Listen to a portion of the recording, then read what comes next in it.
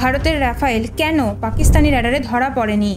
Radar ভেবেছিল ওটা একটা ছোট মেটাল বার্ড, কিন্তু আদতে ওটা ছিল একটা মিসাইল। গত 7ই মে অপারেশন সিঁদুর চলাকালীন ভারতের রাফাল জেট থেকে ছোড়া হয় ফ্রেঞ্চ মেডস্কেপ ইজি ক্রুজ মিসাইল জঙ্গি ঘাঁটিগুলোকে পুরোপুরি নিশ্চিহ্ন করার জন্য। কিন্তু পাকিস্তানি র্যাডার কেন এই মিসাইলটিকে স্ক্যান করতে পারলো না? আসলে যখনই এই মিসাইল লঞ্চ হয় এটি যায় 100 মিটারের নিচের উচ্চতা দিয়ে এবং ঘন্টায় এর গতিবেগ থাকে প্রায় 900 কিলোমিটার এবং তারপর প্রায় 250 কিলোমিটার ভিতরে গিয়ে প্রবল জোরে বাংকারগুলোর ওপর আঘাত হানে। এটা কোনো সাধারণ মিসাইল নয়।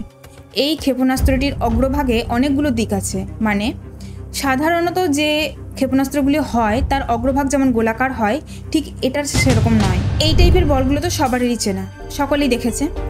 এই বলগুলো কি করে, যখন এর ওপরে লাইট পড়ে সেই লাইটকে যে কোনো দিকে ছড়িয়ে দেয়, রিফ্লেক্ট করে দেয়। ঠিক সেম প্রসেসেই মিসাইলগুলোর ওপর যখন র্যাডারে ওয়েভস পড়ে সেটা চারিদিকে ছড়িয়ে দেয়। এই মিসাইলটির ওপরে থাকে একটা র্যাডার অ্যাবজর্বিং কোটিং।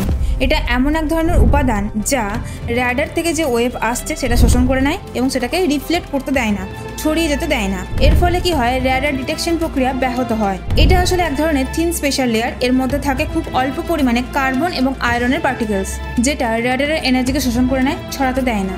এক্ষেত্রে ঠিক কি হয়েছে, মিসাইলের ওপরে র্যাডার অবজার্ভিং কোটিং এর উপস্থিত থাকার কারণে র্যাডারের এনার্জি শোষণ করে নিচ্ছে, ছড়াতে দেয়নি। তাই র্যাডার ভেবে নিয়েছিল এটা হয়তো কোনো ছোট মেটাল বার্ড। ফলস্বরূপ কি হয়, মিসাইলটি র্যাডারে ধরা পড়েনি এবং এরপর প্রথমে গিয়ে যখন টার্গেটে পড়ে এবং সেখানে গিয়ে বোম ফেলে আসে। ভিডিওটি এই পর্যন্তই। এ বিষয়ে আপনাদের বক্তব্য অবশ্যই কমেন্টে জানাবেন। Thank you.